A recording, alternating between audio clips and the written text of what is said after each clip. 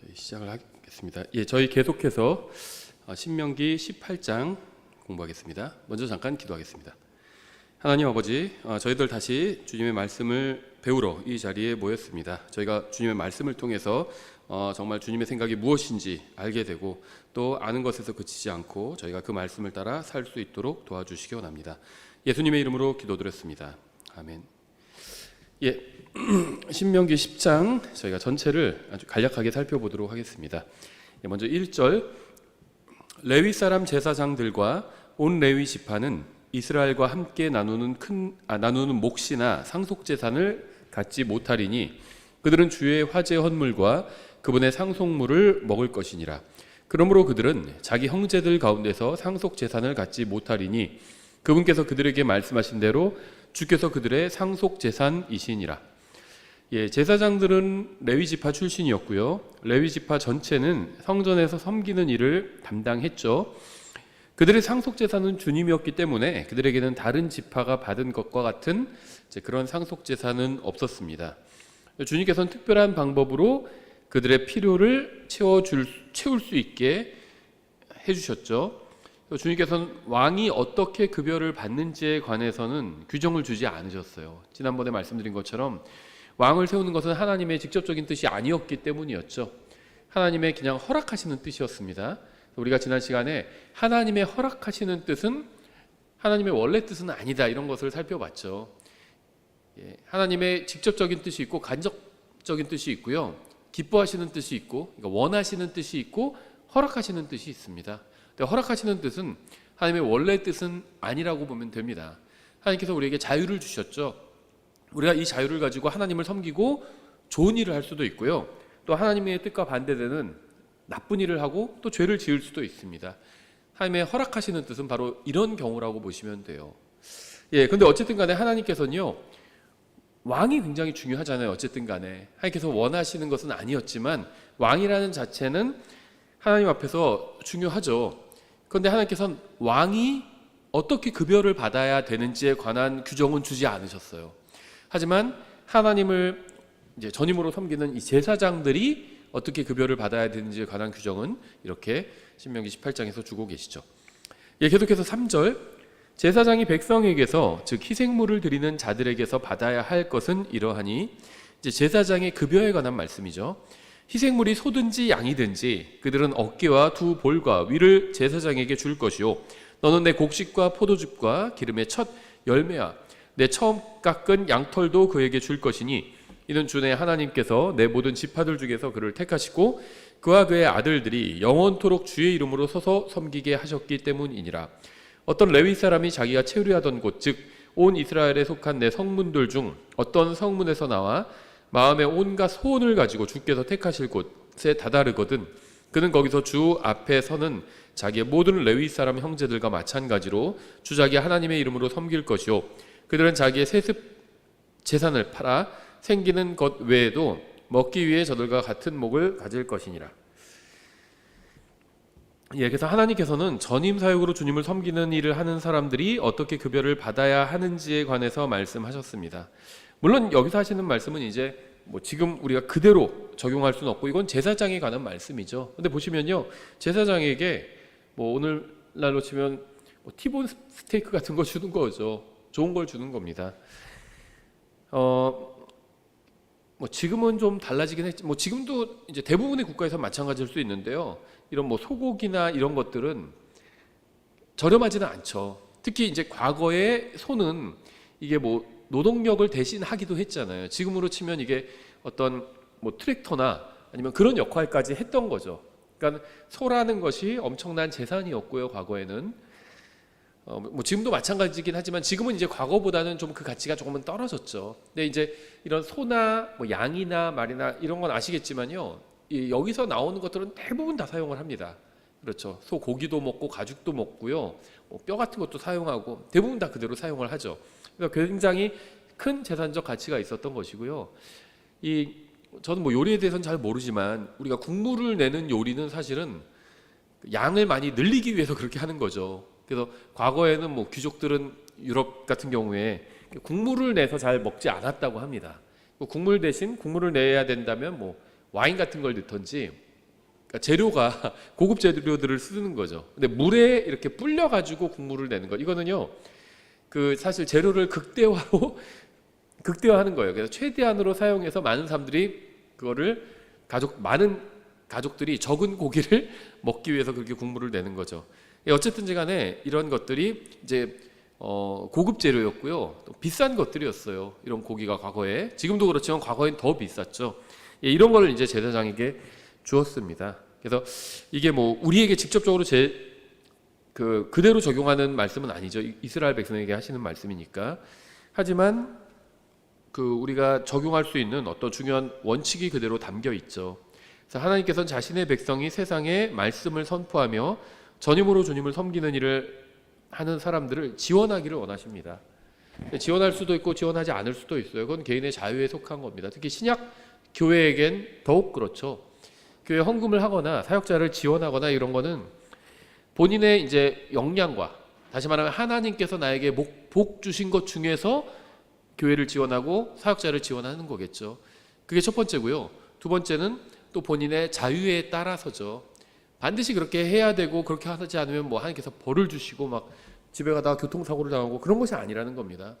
자유롭게 내가 가진 것을 나를 위해서 쓸 수도 있는데, 내가 주님을 사랑하고 주님의 몸된 교회를 사랑하고 주님의 말씀을 사랑하고 주님의 사역자들을 사랑하고 주님이 사역이 주님을 위해서 섬기는 일들이 더욱 넓게 퍼지기를 위해서 내가 나를 위해서 쓸 수 있는 돈을 그걸 사역자나 아니면 교회나 어떤 사역을 위해서 내어주는 거죠. 그거는 전적으로 자유에 속한 일입니다.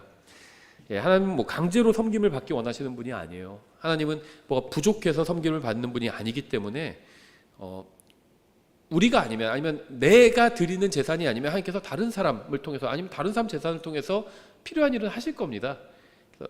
나에게는 자유를 주셨고 또 하나님을 섬길 수 있는 어떻게 보면 기회와 또 영광에 참여할 수 있는 기회를 주신 거죠. 그래서 하나님께서는 자신의 백성이 하나님의 말씀의 사역자들을 자원해서 지원하기를 원하시는 거죠. 9절. 이제 다시 문맥이 약간 바뀝니다. 9절. 주 내 하나님께서 내게 주시는 땅에 내가 들어가거든 너는 그 민족들의 가증한 것들을 따라 행하는 것을 배우지 말 것이며. 이 말씀을 오늘날 중동이라고 불리는 곳에 들어가서 살 이스라엘 민족에게 주시는 말씀입니다. 주님께서는 아프리카에 속한 땅인 이집트에서 노예로 살던 이스라엘 민족을 구출하셔서 지금의 중동 전체인 이 가나안 땅으로 인도하셨습니다. 너는 그 민족들의 가증한 것들을 따라 행하는 것을 배우지 말 것이며, 이렇게 말씀하셨죠. 이 가증하다는 말의 성경적 의미는요, 하나님께서 그와 관련된 모든 것을 완전히 멸하실 정도로 극도로 싫어하신다는 거예요. 그래서 어떤 것이 가증하다 하면 하나님께서 이것과 관련된 모든 것을 아주 완전히 멸하실 정도로 정말 너무나도 싫어하신다. 이게 이제 성경에서 말씀하시는 가증하다는 말의 의미입니다. 그러니까 가증한 짓은 하나님 앞에서 극도로 끔찍한 죄인 거죠. 이스라엘 자손이 가나안에 들어가기 전에 가나안인들은 하나님 앞에서 가증한 짓을 저질렀습니다. 오늘 이제 본문에서 쭉 이어지는 문맥에서 언급되는 이런 짓들을 저질렀어요. 그래서 이것이 가증한 짓이었고요. 가나안인들이 행하던 그런 행위였죠. 그래서 하나님께서 이스라엘 민족을 통해서 이 가나안 민족을 심판하신 이유가 바로 이것 때문이었죠. 그들이 가증한 죄를 지으니까 하나님께서 이스라엘 민족을 들어서 그들을 심판하시는 것이고요. 나중에 이스라엘 민족이 가증한 죄를 저지를 때 하나님께서 바빌론 민족, 아시리아 민족 같은 다른 민족을 들어서 또 이스라엘 민족을 심판하시죠. 그럼 바빌론이나 아시리아는 어떻게 하셨을까요? 그들이 가증한 죄를 저지르자 또 다른 민족을 들어서 그들을 또 심판하시는 거죠. 계속해서 10절, 일단 10절부터 14절까지 보겠습니다. 자기 아들이나 딸을 불 가운데로 지나가게 하는 자나 점쟁이나 때를 관찰하여 기륭을 말하는 자나 요술하는 자나, 뒤에서 좀 얘기하겠지만요, 이 점쟁이에 관해서 긍정적으로 얘기하는 사람도 본 적이 있어요. 그러니까 기독교인 중에, 또 기독교인은 아니지만 이제 이게 꼭 비성경적인 것은 아니다 이렇게 주장하시는 분 중에 어떤 얘기를 하냐면, 이 점쟁이들이 그냥 아무거나 자기 생각을 말하는 것이 아니라 어떤 한마디로 별자리를 보고 이제 점을 치는 사람들이 많이 있잖아요. 서양 점쟁이들 중에. 그럼 이게 하나님께서 만들어 놓으신 그 질서를 보고 그걸 해석해 주는 걸 하는 거다, 이런 얘기를 하는 겁니다. 이건 뭐 어불성설이죠. 말도 안 되는 얘기고요. 하나님께서 그런 짓을 하지 말라고 하셨습니다. 우리 뒤에서 보겠지만 하나님께서 사람이 미래를 알 수 없게 해놓으셨다고 했어요. 그런 걸 보고 미래를 알 수 있게 해놓으신 것이 아닙니다.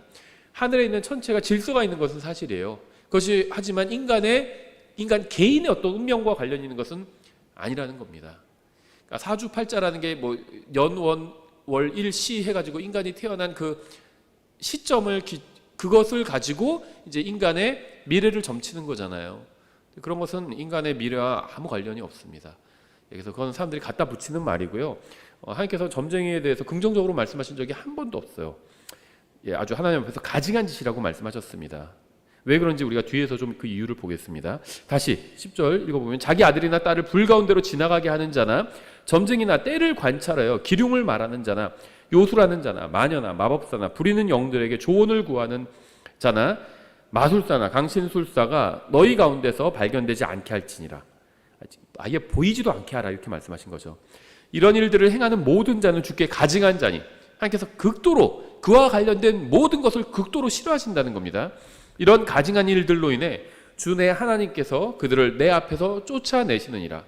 가증한 죄를 졌기 때문에 가나안의 사람들을 심판하신 거지 뭐 그냥 미워서 그들이 뭐 태어나기도 전에 창세 전에 하나님께서 그들을 미워하시기로 작정하시고 그런 건 없다는 겁니다.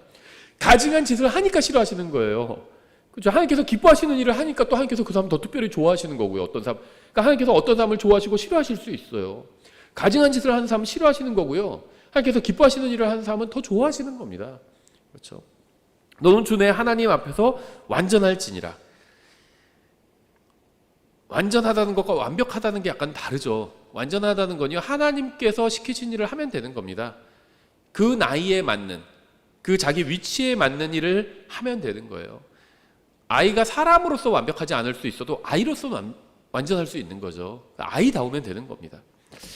내가 소유할 이 민족들은 때를 관찰하여 기륭을 말하는 자들과 점쟁이들의 말에 귀를 기울였으나 두 가지로 이루어져 있죠. 하나님께서 가증하다고 보는 이 민족들의 특징이 첫 번째 그 중에서는 때를 말하는 자들, 점쟁이들이 있다는 겁니다. 두 번째 뭐죠? 그 점쟁이들의 말에 귀를 기울이는 자들이 있다는 거예요. 점쟁이는 아니에요. 근데 점쟁이들의 말에 귀를 기울입니다. 막 찾아다녀요. 앞서 말씀드린 것처럼 기독교인들 중에도 점쟁이들 찾아가는 사람들이 있어요. 답답해서 자기가 오죽 답답해서 찾아갔겠냐 막 이런 사람들이 있고요. 요즘은 저 뭐 신문을 안 봐서 모르지만 옛날에 이제 신문을 봤잖아요. 90년대, 2000년대 초까지만 해도 집으로 신문 배달되고 오고 뭐 지금도 그런지는 모르겠어요. 신문 보면 아래 점쟁이 광고가 있는데 거기다가 뭐 기독교인들 비밀 보장 이렇게 써 있는 것도 제가 실제 본 적이 있어요. 기독교인들 안심하고 오라는 겁니다. 다 얘기해 줄 테니까.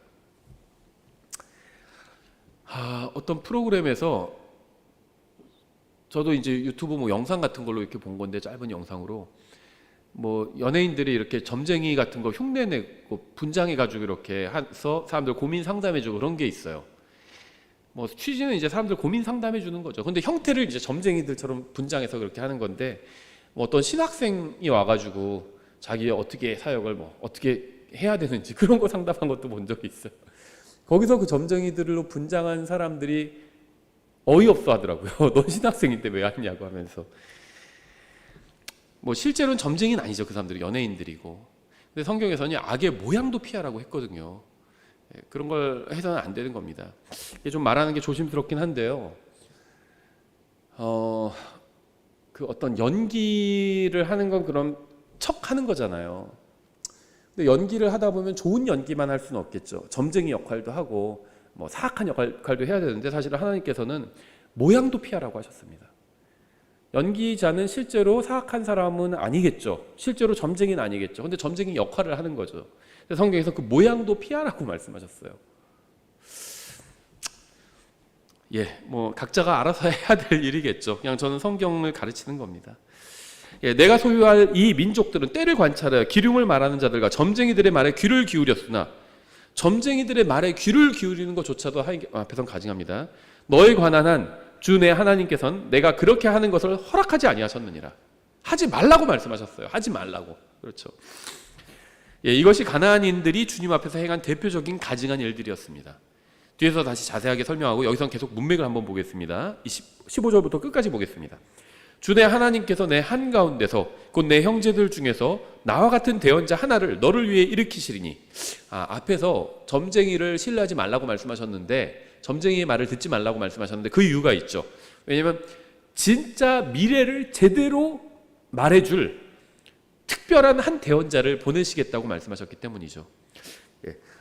나와 같은 대언자 하나를 너를 위해 일으키시리니 너희는 그의 말에 귀를 기울일지니라. 우리는 이분이 누군지 알고 있죠. 예수님이죠.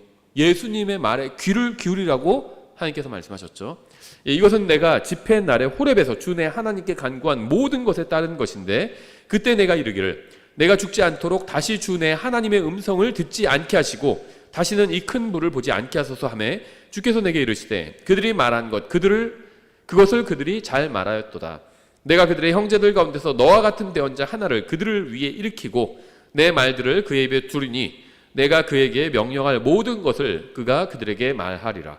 그가 내 이름으로 말할 내 말들의 귀를 기울이려 하지 아니하는 자가 누구든지 내가 그 일에 대해 그에게 책임을 물으리라. 예수님의 말씀을 듣지 않으면 책임을 물으신대요. 그러나 내가 말하라고 명령하지 아니한 말을 자기 뜻대로 내 이름으로 말하거나 혹은 내가 신들의 이름으로 말하는 대언자, 그런데 자기 생각대로 막 말하면서 이게 하나님의 뜻이다 막 이렇게 말하는 사람들을 말하는 거죠. 바로 그 대언자는 죽을지니라. 가만 안 두시겠다는 거죠. 하셨느니라. 혹시 내가 내 마음속으로 이르기를 주께서 이르지 아니하신 말씀을 우리가 어떻게 알리요 할 수도 있으나, 어떤 대언자가 주의 이름으로 말하는데 그 일이 잇따라 일어나지도 아니하고 생기지도 아니하면 그 일은 주께서 말씀하지 아니하신 것이니라. 오히려 그 대언자가 자기 뜻대로 그것을 말하였으니 너는 그를 두려워하지 말지니라. 여기서 말하는 대언자는 영어로는 대문자 프로펫입니다. 대문자로 시작하는, 즉 특별한 대언자인 그리스도를 의미하는 거죠. 온 세상을 창조하신 살아계신 참 하나님께서는 이스라엘 민족을 이집트에서 구출하신 후에 가나안으로 인도해서 그곳을 그들에게 주셨죠. 주님께서 이스라엘 민족을 통해서 가나안 민족을 심판하신 이유는 앞서 언급한 것처럼 가나안인들의 가증한 행위들 때문이었습니다. 하나님께서는 가나안 정복을 통해서 참 하나님이 누구인지와 가증한 행위에는 하나님의 심판이 임한다는 사실을 알리려 하신 거죠. 성경은 나무나 돌이나 새로 된 형상을 숭배하는 자들을 이교도라고 부르고, 그러한 자들로 이루어진 민족을 이방 민족이라고 부릅니다. 이것은 인종이나 피부색으로 인한 구분이 아니라 참 하나님을 섬기는지 여부에 달린 구분이죠. 나무나 돌이나 새나 바람이나 물고기나 동물은 신이 아니라 유일한 참 신인 하나님께서 창조하신 것들이죠. 하나님께서 이러한 것들을 모두 인간의 생존과 또 즐거움을 위해서 만드셨습니다. 과하면 안 되겠지만 음식을 즐기는 것, 이거는 나쁜 게 아니죠. 고기를 막 즐겁게 먹고요. 생선 좋아하시는 분 생선을 막 즐겁게 먹고, 아니면 야채를 좋아하시는 분 야채 즐겁게 먹고, 그거는 나쁜 게 아닙니다. 이러한 것들을 하나님께서 다 우리의 생존과 즐거움을 위해서 허락해 주신 거예요. 하지만 과하면 안 되겠죠. 이렇게 창조자와 창조물을 구분하지 못하는 자들을 성경은 이교도라고 부릅니다. 창조자가 있고 그분이 만드신 창조물들이 있는데, 그러면 창조자를 섬겨야 되죠. 근데 창조물을 섬기는 거예요. 이거는 창조자와 창조물을 구분하지 못하는 거고요. 이러한 자들을 성경은 이교도라고 부르는 겁니다. 오늘날 미국을 비롯한 대부분의 국가들은 이교도 국가예요. 우리나라도 마찬가지예요. 이교도 국가입니다. 기독교 국가는 없어요. 미국은 단 한 번도 기독교 국가였던 적이 없습니다. 미국이 기독교 국가가 되는 것은 하나님의 뜻이 아니에요. 각 개인이 구원받는 것이 하나님의 뜻이죠. 사람들은 한때 하나님을 찬양하던 음악을 즐겼지만 이제는 다시 정글로 돌아가서 육체를 위한 음악을 즐기고 있습니다. 비극적이게도 교회마저 이교도들의 음악을 받아들여서 이교도화 되고 말았어요. 가사는 중요하지도 않아요. 정말 가사가요, 대부분 자기 감정을 노래하는 경우가 많아요. 하나님을 찬양하는 것이 아니라 그냥 자기 감정, 자기가 슬프고 어쩌고 자기 감정들, 거기다가 하나님 갖다 그냥 붙이고, 그다음에 세상적인 음악, 이런 것이 굉장히 많습니다. 세상과 교회는 잘못된 길로 너무 멀리 들어간 지 오래되었죠. 성경이 말씀하시는 것처럼 하늘에 살아계시고 참되신 하나님이 계시고, 그분이 모든 것을 자신의 말씀으로 창조하셨고, 또 우리는 그분으로 인해서 숨을 쉬고 존재한다면 나무나 돌이나 새로 된 우상을 숭배하는 것이나 다른 창조물을 숭배하는 것이 얼마나 어리석고 가증한 일이고, 창조자의 입장에서는 심기가 불편한 일인지 어렵지 않게 이해할 수 있을 겁니다. 제가 아이들의 아버지인데 그럼 아이들은 아빠 엄마 말을 들어야 되죠. 아버지를 존중하고 아버지 말을 들어야 되는데 그게 아니라 제가 만든 예를 들면 뭐 인형이 있어요. 근데 그걸 애들이 그거 말을 들어요. 인형 앞에서 막 절하고 저는 무시하고. 그럼 어떨까요? 제가 아이들에게 필요한 모든 걸 공급해주고 그러는데 저는 무시해요. 아빠 말 듣지도 않고. 그 막 제가 만든 어떤 인형 거기를 막 숭배해요. 와 이거 엄청나다. 어떻게 이런 게 있지 하면서 거기를 막 존중하고 아침이라면 거기에 문 안 드리고요. 그러면 제 기분이 어떨까요? 창조물을 숭배하는 사람들을 보는 하나님의 기분이 그렇다는 겁니다. 하나님께서 만드셨고 모든 영광을 받으셔야 되는데 하나님은 제쳐두고 사람들이 그 창조물을 막 숭배하고 있어요. 하나님이나 진리가 없다고 생각하며 사는 것은 결국 가증한 행위야 인생으로 귀결될 수밖에 없고요. 오래전에 가나안인들이 그렇게 살았고 오늘날 현대인들이 대부분 그렇게 살고 있어요.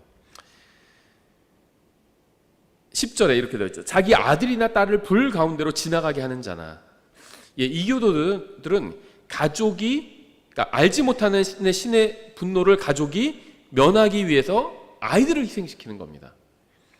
가족의 복을 위해서 가족 중에 가장 약한 구성원을 희생시켰던 거죠. 근데 이게 사실과는 다른 거잖아요. 하나님께서 가장 강하신 분이 우리를 위해서 우리가 약할 때 그리스도께서 우리를 위해서 죽으셨다고 로마서 5장에서 증언하고 있잖아요. 가장 강하신 분이 약한 사람을 위해서 희생해 주는 게 이게 성경의 어떤 법칙이거든요. 부모가 아이를 위해서 희생하죠.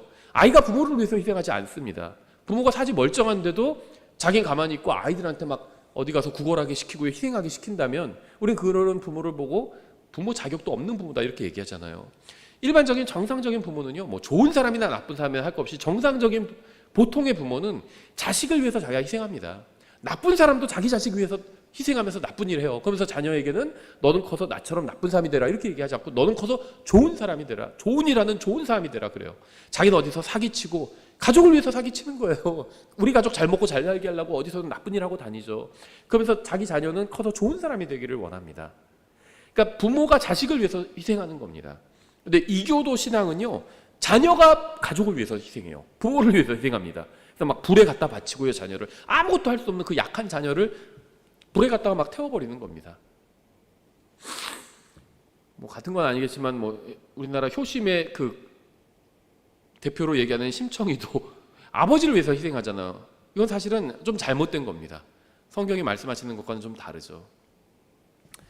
물론 그 효심 자체는 훌륭한 거지만 지어낸 이야기겠지만 좀 성경적인 것과는 거리가 멀죠. 성경에서는요, 가장 강하신 분이 우리를 위해서 희생해 주셨습니다. 그리고 또 부모가 자식을 위해서 희생하는 거예요.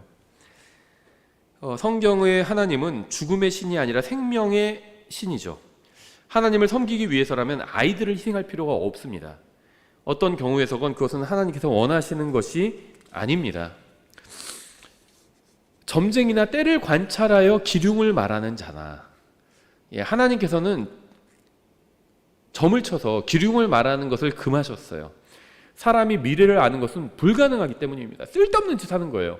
알 수가 없어요, 미래를. 뭐 어떤 짓을 해도 미래를 알 수가 없습니다.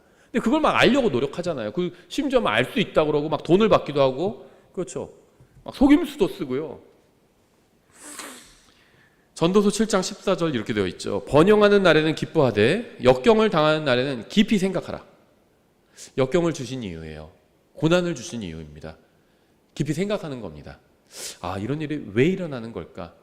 생각하는 겁니다.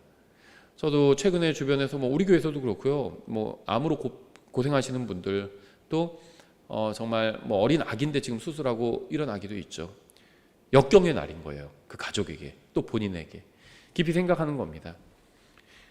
어려운 일이 있다는 걸 하나님께서 알려주시는 거예요. 미래에 정말 어려운 일이 있다는 걸. 지금 이 세상에서 일어나는 모든 일들은 다 전조입니다. 즐거운 일도 있죠. 미래에 정말 즐거운 일이 있을 겁니다. 거기에 대한 전조예요. 지금 또 어려운 일도 있죠. 미래에 진짜 어려운 일이 있을 겁니다. 거기에 대한 전조예요. 하나님께서 미리 알려주시는 겁니다. 그래서 깊이 생각해야 돼요. 하나님께서 또한 이것과 저것을 서로 마주보게 두신 것은 사람이 자기 뒤에 어떤 일도 찾아내지 못하게 하려 하심이니라.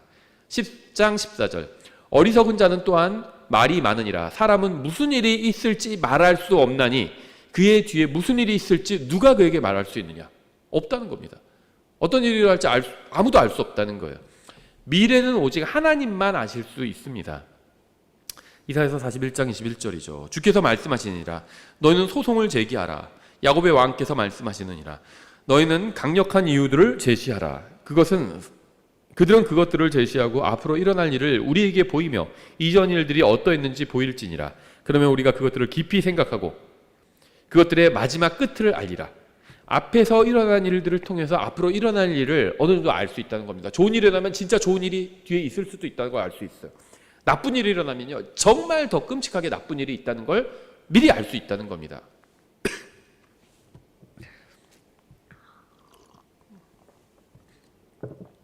또는 앞으로 있을 일들을 우리에게 밝히 보이라. 너희는 이후에 일어날 일들을 보여줌으로써 너희가 신들인 줄 우리가 알게 하라. 참으로 선을 행하든지 악을 행하든지 하라. 그러면 우리가 놀라서 그것을 함께 바라보리라. 보라. 너희는 아무것도 아니오. 우상들에 대해서 말씀하시는 거죠. 너희 일은 헛것이며 너희를 택하는 자는 가증한 자니라. 우상이나 점쟁이가 있어요. 그 우상이나 점쟁이를 믿는 사람들이 있습니다. 둘 다 가증하다는 겁니다. 우상도 가증하고 점쟁이도 가증하고 우상을 믿는 자들도 가증하고 점쟁이들도 가증하다는 겁니다. 그래서 하나님께서 가나안 사람들 전체를 쓸어버리신 거예요. 하나님께서 우상이나 점쟁이들을 싫어하시는 이유는 그러한 것들이 하나님을 대체하려고 하기 때문입니다. 우상이 하나님의 자리를 차지해버렸잖아요. 점쟁이들이 마치 자기들이 하나님을 대신하는 것처럼 합니다. 미래에 대해서 얘기하고 막 피할 수 있는 길을 얘기해 주잖아요. 이렇게 제사를 한번 지내, 아니면 구슬 한번 해, 아니면 부적을 하나 써. 필요할 수 있는 길을 자기들이 얘기해 준다는 겁니다. 하나님의 자리를 대체하려고 하는 거죠. 이 세상 그 무엇이나 그 누구도 하나님을 대체할 수 없습니다. 하지만 감히 하나님을 대체하겠다고 나선 것들이 있기 때문에 하나님께서는 그러한 것들이나 그러한 자들을 가증하게 여기시는 거예요. 하나님께서는 믿는 자들과 믿지 않는 자들의 미래를 성경을 통해서 알려주셨습니다. 저는 예수님을 믿고 구원받았고 저의 미래를 알고 있어요. 하나님께서는 하늘에 제가 앉을 자리를 마련해 두셨습니다. 저는 언젠가 영광스러운 몸을 입게 될 것입니다. 저의 육체는 날마다 약해지지만 저의 속사람, 제 안에 있는 새 사람은 날마다 새로워지고 있어요. 언젠가 저는 이 세상에서 개구리처럼 꼬부라져서 죽을 것이지만 바로 그 순간 저는 몸을 떠나서 주님과 함께 있게 될 것입니다. 이게 저의 미래예요. 요수라는 자나 마녀나 이들은 주문 같은 것을 외워서 기적을 행하려는 자들이죠. 성경을 믿는 그리스도인은 마법이나 주문에 흥미를 갖지도 않고요. 그런 것들을 두려워하지도 않습니다. 어떠한 주문이나 마법이나 저주도 그리스도인들에게 영향을 끼치지 못해요. 왜냐하면 구원받은 사람은 영으로 하나님의 오른편에 이미 앉아있기 때문입니다. 따라서 누구도 어떤 마법으로도 구원받은 사람의 영 근처에도 접근하거나 해코지를 하지 못한다는 겁니다. 에베소서 2장 6절에 있죠. 또 우리를 함께 일으키다. 그리스도 예수님 안에서 하늘의 처소들에 우리를 함께 앉히셨으니 이렇게 말씀하고 있죠. 우리는 하나님께 길을 여쭈어야 합니다. 어디로 가야 할까요? 그걸 점쟁이에게 물어보는 것이 아니라 하나님께 여쭈어야 합니다. 주님께서는 기록된 말씀인 성경을 통해서 우리가 가야 할 모든 길과 알아야 할 미래에 관한 모든 정보를 성경을 통해서 주셨어요. 알려주셨어요. 우리가 만일 성경이 아닌 다른 것이나 다른 사람에게서 길을 찾으려고 하고 미래를 알려고 한다면 그것은 우리가 하나님의 존재를 부인하는 것이나 같은 거예요. 자기 엄마가 있는데 다른 여자한테 엄마라고 부르면 그건 엄마를 부인하는 거죠. 자기 아내가 있는데 다른 여자를 내 아내라고 소개한다면 자기 아내를 부인하는 거죠. 자기 남편인데 다른 남자를 내 남편이라고 한다면 자기 남편을 부인하는 거죠. 하나님 있는데 다른 존재에게 길을 묻는다면 그건 하나님을 부인하는 겁니다. 11절 마법사나 부리는 영들에게 조언을 구하는 자나 마술사나 강신술사가 너희 가운데서 발견되지 않게 할지니라. 모든 마법사는 악한 마법사입니다. 성경에는 좋은 마법사나 백색의 마법사 그런 건 없어요. 간달프는 백색의 마법사고 사루마는 악한 마법사고 그런 거 없습니다. 다 악한 마법사예요. 다 악한 마법사입니다. 물론 그 반지의 제왕 지은 분은 C.S. 루이스죠. 그분은 구원받은 분이죠. 근데 딱 거기까지예요. 그 다음은 모르는 사람입니다. 그 다음 성경의 어떤 교리나 그런 거 잘 몰라요. 구원까지만 받은 사람입니다. 딱. 그래서 그 C.S. 루이스가 쓴 뭐 내가 믿는 기독교나 미어 크리스찬티죠, 원래 영어 제목이. 그건 전 좋은 책이라고 생각합니다. 저도 여러 번 읽었고요. 추천도 해줍니다. 하나님이 정말 계신가를 찾는 사람들에게 답을 줄 수 있는 좋은 책이라고 생각합니다. 한국어로도 여러 가지 버전으로 번역이 되었어요. 하지만 그 사람이 쓴 모든 책이 다 좋은 책은 아니죠. 나니아 연대기나 뭐 나니아 연대기도 기독교적 사상이 많이 들어가 있다 해서 뭐 교회에서 뭐 같이 뭐 단체 관람도 하고 막 그랬는데요. 저는 개인이 뭐 볼 수 있다고 생각해요. 나니아 연대기나 반지의 제왕 같은 거. 근데 기독교에서 단체 관람을 하거나 그럴 만한 건 아니라고 생각합니다. 마법 같은 게 등장하고요. 성경에서 금지하는 게 등장해요. 근데 이제 흥미를 위해서, 비록 성경에서는 좀 나쁘다고 얘기하지만 흥미를 위해서 사람들을 하나님의 존재를 믿게 하기 위해서, 성경의 원칙을 가르치기 위해서 그런 걸 도입한 거거든요. 동기는 알겠는데 좀 잘못된 겁니다. 그것은. 제가 뭐 그 C.S. 루이스 개인을 뭐라고 하는 건 아닙니다. 굉장히 훌륭한 영문학자로 인정받는 사람이죠. 기독교 사상가로 인정받는 사람인데요. 어쨌든 그 사람의 작품 중에 잘못된 것을 차용한 건 사실입니다. 좋은 마법은 없어요. 성경에서는요, 하나님께서 마법사를 찾지 말라고 분명하게 말씀하셨습니다. 그들은 거짓으로 사람들을 속이는 자들이기 때문이에요. 마찬가지로 성경에는 좋은 유령이나 귀여운 유령도 없어요. 아기 천사가 없는 것과 같습니다. 요정도 없습니다. 이러한 것들은 모두 사람들이 하나님이 아닌 다른 무엇인가에 관심을 갖게 하기 위해서 만들어진 것들입니다. 헐리우드나 미디어가 사람들을 세뇌하기 위해서 고안한 것들에 불과해요. 세뇌가 심해질수록 이러한 것들이 잘못된 것이고 거짓이라고 말하는 것과 저와 같은 그런 설교자들이 악당 취급을 당하겠죠. 근데 물론 뭐 이런 걸 뭐 보지도 말고 무슨 뭐 상관하지도 말고 그러란 건 아닙니다. 뭐 크리스마스 시즌 되면 막 산타가 백화점에서 막 있죠. 아이들한테 막 선물 같은 거 뭐 사은품 같은 거 저렴한 거 나눠주죠. 그럼 고가의 물건 사라고 광고하는 거죠. 막 애들 보면 막 애들 눈을 가리고 저런 건 보지도 마. 뭐 이러라는 건 아닙니다. 그러면 아무것도 못 해요. 그렇죠? 어떤 분은요, 과거에 자기 교회 나간 사람 비판을 하는데 그 나간 사람이 타고 다니던 차가 프라이드였어요. 그러니까 그걸 가지고 마귀는 항상 프라이드를 타고 온다. 그렇게 얘기를 했습니다. 그러면서 자기는 카니발 타고 다녔어요. 카니발은 더 나쁜 거죠. 프라이드만큼 나쁜 거죠. 다 나쁜 거죠.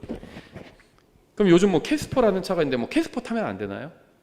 유령이잖아요. 캐스퍼가. 그러니까 그런 거에 너무 심취할 필요는 없어요. 그렇죠? 프라이드 탈 수 있죠. 카니발 탈 수도 있죠. 캐스퍼 탈 수도 있죠. 그런 걸 막 그렇게 갖다 붙일 필요는 없어요. 다만 우리가 이런 걸 통해서도 사람이 하나님 앞에 완전히 깨끗할 수는 없구나. 이걸 알 수 있는 거죠. 우리가 자동차 운전하고 다니면 뭐 그러면은 그런 이름으로 돼 있지 않은 거 뭐 520D 막 이런 번호로 돼 있는 거는 그런 악한 이름을 쓰진 않았죠. 그런 건 괜찮나요? 그런 것도 다 기름 넣잖아요. 그럼 기름, 우리나라 기름 대부분 중동에서 수입해 오는 것들이에요. 무슬림들 지원하는 겁니다. 그러니까 자동차도 타면 안 돼요. 그럼 버스도 마찬가지죠. 버스도 다 그 기름으로 가는 거잖아요. 무슬림들 지원하는 거예요. 버스 타면서 내가 내는 돈에서 단 1원이라도 무슬림들한테 가는 겁니다. 사람이 뭐 깨끗할 수가 없습니다. 최상의 상태에 있는 사람도 하나님 앞에서 헛될 뿐이라는 거예요. 죄와 연관되지 않은 사람이 없어요. 이 세상에는. 그러니까 세상 그런 걸 다 피하려면 세상 밖으로 나가 살아야겠죠. 그러니까 우리가 뭐 어쩔 수 없는 건 어쩔 수 없는 겁니다. 다만 하나님께서 성경에서 말씀하신 어떤 더 큰 죄들에 관여하면 안 되겠죠. 하나님 앞에서 항상 겸손한 태도를 가질 수밖에 없어요. 저 사람들은 악하지만 나는 선하다. 이런 태도를 가질 수가 없습니다. 내가 하는 어떤 행위 하나하나도 다 죄와 관련돼 있어요. 내 의도는 그렇지 않다 할지라도. 그러니까 미국에서는 아예 마차 타고 다니고 이런 사람들 있잖아요. 아미쉬라든지 이런 사람들. 기름 쓰지 않겠다는 겁니다. 이게 악한 일과 연관되어 있을 수도 있기 때문에. 그래서 아예 마차 타고 다녀요. 근데 그래도요, 거기에 또 죄가 들어가 있어요. 죄를 완전히 피할 수가 없습니다. 오직 예수 그리스도만이 하늘로 갈 수 있는 유일한 길입니다. 하지만 마법사나 요정이나 유령이나 마녀들은 이러한 진리를 알려주지 않죠. 이 점만 봐도 이들이 잘못된 자들임을 알 수 있어요. 예수님만이 유일한 구원의 길이라는 사실에 동의하는가? 그렇지 않은가는 진리의 편에 속했는지 그렇지 않은지 구별할 수 있는 1차 기준이 됩니다. 이단 중에요, 예수님만을 통해서 구원받는다 이렇게 가르치는 이단은 없습니다. 겉으로는 그렇게 가르치는 것처럼 보이는데 그 예수님이 누구냐 하면 교주가 자기라고 주장해요. 그러니까 결국 그거는 예수님을 통해서, 성경이 말씀하시는 예수님을 통해서 얻는 구원을 가르치는 게 아니죠. 그래서 정말 복음만 제대로 전해도요, 이단이 아니에요. 좀 다른 교리는 좀 틀려도 복음만 제대로 선포해도 그건 이단이 아닙니다. 물론 누군가 구원에 관한 진리에 동의했다고 해서 그가 하는 말이 다 사실인 것은 아니죠. 교회들 중에서 복음은 제대로 전하지만 나머지 교리는 엉터리로 가르치는 교회들도 있죠. 이단은 아니지만 진리에 있어서 교육, 어떤 하나님의 말씀을 선포하는 데 있어서는 부족함이 있는 거죠. 그런 교회들은. 하지만 이 구원에 관해서 예수님만이 유일한 구원의 길이다, 이 기준이 최소한의 안전장치라는 것은 우리가 부인할 수 없죠. 모든 복과 능력의 근원은 하나님입니다. 하나님 외에는 참된 복과 능력의 근원이 없어요. 착한 마법사나 악한 마법사 같은 구분은 성경적 기준에 따른 것이 아닙니다. 우리가 하나님이 아닌 다른 곳에서 복이나 능력을 구하는 것은 하나님의 마음을 아프게 하는 겁니다. 주님께서는 우리가 하나님께로부터 오는 복과 능력을 구하기를 원하십니다. 구원받은 사람은 하나님과 그분의 말씀에 관심을 가져야 합니다. 구원받았다고 하면서도 성경에 나오지 않는 주제들에 지나치게 매몰되어서 그러한 것들에 관심을 갖는 것은 누구에게도 아무 유익을 주지 못하고 오히려 해가 되거나 시간 낭비만 하는 그런 일일 뿐이에요. 저는 가장 정확한 미래를 알고 있습니다. 자신이 하나님 앞에서 죄인이라는 사실을 인정하고 예수님을 구원자로 받아들이면 구원받고 하나님의 자녀가 되고요, 또 하늘에 가게 되고 하나님과 함께 기쁨 가운데 영혼을 보내게 됩니다. 하지만 예수님을 거부하고 믿지 않는 사람은 자신의 죄 가운데 죽어서 지옥에 던져질 것이고 불호수에서 영원히 고통당할 겁니다. 이것은 가장 확실한 미래요, 모든 사람에게 적용할 수 있는 인간의 운명이죠. 다시 신명기 18장 돌아와서 14절. 내가 소유할 이 민족들은 때를 관찰하여 기륭을 말하는 자들과 점쟁이들의 말에 귀를 기울였으나 너희 가난한 주 내 하나님께서 내가 그렇게 하는 것을 허락하지 아니하셨느니라. 이 말씀은 지금 유럽의 상황을 가장 성경적으로 표현한 것이라고 볼 수 있죠. 유럽 국가들은 대부분 하나님을 거부한 상태입니다. 그들은 하나님 대신 온갖 어리석은 것들을 선택했고요, 그 대가를 치르고 있고 앞으로도 계속 그 대가를 치를 것입니다. 시편 9편 17절 이렇게 말씀하고 있어요. 사악한 자들은 지옥으로 돌아가며 하나님을 잊고 있는 모든 민족들도 그리하리라, 이렇게 말씀하셨죠. 너의 관한한 주 내 하나님께서는 내가 그렇게 하는 것을 허락하지 아니하셨느니라, 이렇게 말씀하셨는데요, 하나님께서는 자신의 자녀가 계속 잘못된 길로 가는 것을 놔두지 않으실 겁니다. 주님께서는 말씀과 신실한 사람들을 보내셔서 돌아올 수 있는 기회를 주실 거예요. 이것은 하나님께서 우리의 모든 기도에 응답하지 않으시는 이유이기도 합니다. 하나님께서는 자신의 자녀들에게 유익한 것들만 주기 원하십니다. 그래서 때로는 우리에게 유익하지 않는 것들을 구하는 간절한 기도에 응답하지 않으시는 거예요. 하나님께서는 너무나도 선한 하나님이시고 그렇기 때문에 우리가 우리의 간증과 인생을 망치지 않게 하시기 위해서 때로는 우리의 잘못된 기도에 응답하지 않으시는 겁니다. 15절. 주 내 하나님께서 내 한가운데서 곧 내 형제들 중에서 나와 같은 대언자 하나를 너를 위해 일으키시리니 너희는 그의 말에 귀를 기울일지니라. 하나님께서는 앞선 구절에서 마법사들과 마술사들과 같은 거짓 대언자들에 관해서 경고하셨습니다. 왜냐하면 이스라엘 민족에게는 진실한 예언자가 오실 것이기 때문이죠. 그분은 사람들이 반드시 알아야 할 미래에 관해서 말씀해 주실 겁니다. 예수님이죠. 주 내 하나님께서 내 한가운데서 곧 내 형제들 중에서 나와 같은 대언자 하나를 너를 위해 일으키시리니 너희는 그의 말에 귀를 기울일지니라. 성경은 예수님께서 바로 그 대언자라고 말씀하시고 있고요, 예수님께서 오시자 사람들은 그분이 행하신 일을 보고 예수님이 바로 그 대언자라는 사실을 인정했습니다. 요한복음 6장 14절에 있죠. 그때 그 사람들이 예수님께서 행하신 그 기적들을 보고 이르되 이분은 진실로 세상에 오실 그 대언자시니라 하더라. 하나님께서 모세를 통해서 약속하신 것을 예수님을 통해서 성취하셨죠. 사도들도 예수님께서 모세가 예언한 바로 그 대언자란 사실을 증언했습니다. 사도행전 3장 20절이죠. 또 그분께서 예수 그리스도 곧 너희에게 미리 선포한 분을 보내실 터인데 하나님께서 세상이 시작된 이래로 자신의 모든 거룩한 대언자들의 입을 통해 말씀하신 때 곧 모든 것을 회복하시는 때까지는 하늘이 반드시 그분을 받아들여야 하느니라. 진실로 모세가 조상들에게 이르되 주 너희 하나님께서 너희 형제들 중에서 나와 같은 대언자 하나를 너희를 위해 일으키시리니 그가 너희에게 무엇을 말하든지 너희는 모든 일에 그의 말을 들을지니라. 그 대언자의 말을 들으려 하지 아니하는 모든 혼은 백성 가운데서 멸망을 당하리라 하였고 참으로 사무엘 이후에 모든 대언자들과 그 뒤를 이어 말씀을 전한 자들도 다 마찬가지로 이 날들에 대하여 미리 말하였느니라. 너희는 대언자들의 자손이요 하나님께서 우리 조상들과 맺으신 언약의 자손이니라. 그분께서 아브라함에게 이르시되 내 씨 안에서 땅의 모든 족속들이 복을 받으리라 하셨으므로 하나님께서 자신의 아들 예수님을 일으키시고 너희에게 복을 주시기 위해 그분을 먼저 너희에게 보내사 너희 각 사람이 자기 불법들을 버리고 돌아서게 하셨느니라 하니라. 모세는 하나님께서 한 특별한 대언자를 일으키실 것이라고 증언했고 대략 1500년이 지난 후에 사도들은 이스라엘 민족 앞에서 그 대언자가 바로 예수님이라고 증언하면서 그분을 믿으면 죄들이 다 용서를 받고 구원받게 된다고 증언을 했죠. 그리고 우리는 사도들이 증언한 것과 같은 복음을 지금 선포하고 있습니다. 왜냐하면 예수님을 통한 죄 용서라는 복음 외에는 다른 복음은 없기 때문이에요. 그 대언자를 믿으면 죄 용서를 받고 살 것이고요. 그 대언자를 거부하면 죄 가운데 죽을 겁니다. 그러니까 예수라는 이름은 나중에 알려졌어요. 신약시대에 알려졌습니다. 하지만 그 대언자 그리스도에 대해서는 구약에서도 알려졌고 그 대언자를 믿으면 죄 용서를 받을 것이다. 이런 복음은 대언자를 통해서 구약시대에도 알려졌던 복음입니다. 그러니까 복음은 또 다른 복음은 없어요. 예수님을 믿고 행위를 하면, 대언자를 믿고 행위를 하면, 그리스도를 믿고 행위를 하면 구원받는다. 이런 복음은 없습니다. 구약시대에도요, 예수라는 이름만 몰랐을 뿐이지, 그 대언자는 알고 있었어요. 그 대언자를 믿으면 복을 받고, 죄가 용서받고, 구원받게 된다. 이걸 알고 있었습니다. 구약시대에도 복음이 있었어요. 그래서 로마서 1장에서도 구약시대에 그 복음이 있었다. 이 말로부터 로마서 1장이 시작하잖아요. 그 복음이 바로 이거다 하고 해설을 해주고 있잖아요. 구약시대 믿음 플러스 행위로 구원받고 신약 같은 복음은 없었고 이것은 성경이 말씀하시는 교리가 아닙니다. 스데반도 바로 예수님이 바로 그 대언자라는 사실을 증언했죠.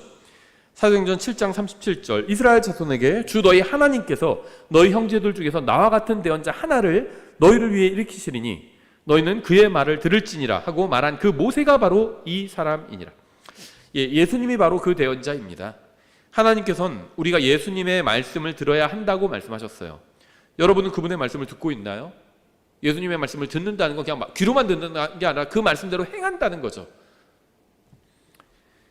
사도행전 7장 55절 그가 성령님으로 충만하여 똑바로 하늘을 우러러 본 뒤 하나님의 영광과 예수님께서 하나님 오른쪽에 서 계신 것을 보고 이르되 보라 하늘들이 열리고 사람의 아들께서 하나님의 오른쪽에 서 계신 것을 내가 보노라 하니 예수님은 바로 그 대언자시고요. 지금은 하나님의 오른편에 앉아 계십니다. 어떤 마법사나 점쟁이도 하나님의 오른편에 앉아 있을 수가 없습니다. 하나님의 오른편에 앉아 계신 유일하신 분은 예수님이에요. 이것이 우리가 예수님의 말씀을 들어야 하는 이유 중에 하나죠. 그 대언자로 오신 예수님은 인간의 몸을 입고 이 세상에 오셔서 우리를 대신에 십자가 위에서 죽어주셨고 부활하셔서 하나님의 오른편에 앉아 계십니다. 우리는 그분을 통해서 생명과 평안과 만족과 기쁨을 얻어요. 이것이 그분에 관한 사실이고 우리에 관한 변하지 않는 미래입니다. 19절 그가 내 이름으로 말할 내 말들에 귀를 기울이려 하지 아니하는 자가 누구든지 내가 그 일에 대해 그에게 책임을 물으리라. 예수님을 통해서 주시는 말씀을 듣지 않는 사람은 하나님께서 그 책임을 물으시겠다는 겁니다. 사람들이 하나님보다 마법사나 점쟁이를 원하는 이유는 그들은 사람들을 심판하는 존재가 아니기 때문이에요. 사람들은 자신을 심판하지 않으면서 미래에 관해 그저 좋은 말만 해주는 존재를 원합니다. 사람들은 자신이 회개 보고를 해야 하는 존재를 원하지 않아요. 이것이 우리나라와 사회와 개인이 하나님을 원하지 않는 이유입니다. 사람들은 그저 회개 보고를 할 책임을 지지 않고 미래만 알고 싶어 해요. 심판은 받지 않고 앞으로 일어날 일만 알고 싶어 하는 겁니다. 하지만 그런 일은 일어나지 않을 겁니다. 심판은 하지 않으면서 미래만 알려주는 존재는 없습니다. 히브리서 9장 27절이죠. 한 번 죽는 것은 사람들에게 정해진 것이요 이것 뒤에는 심판이 있나니 하나님께서는 성경을 통해서 모든 사람에게 미래에 관해서 말씀해 주셨고요. 모든 사람을 또 심판하실 겁니다. 미래도 알려주셨고 심판도 하실 겁니다. 로마서 14장 12절이죠. 그런즉 이처럼 우리 각 사람이 자신에 관하여 하나님께 회개의 보고를 하리라. 누구도 심판을 피할 수 없어요. 누구도 회개의 보고를 피할 수 없습니다. 하나님을 믿었건 믿지 않았건 상관없이 모든 사람이 하나님 앞에 서서 자신의 인생에 관해서 회개의 보고를 하면서 하나님의 질문에 답을 하게 될 것입니다. 예, 저희가 신명기 18장 이렇게 간단하게 정리하겠습니다.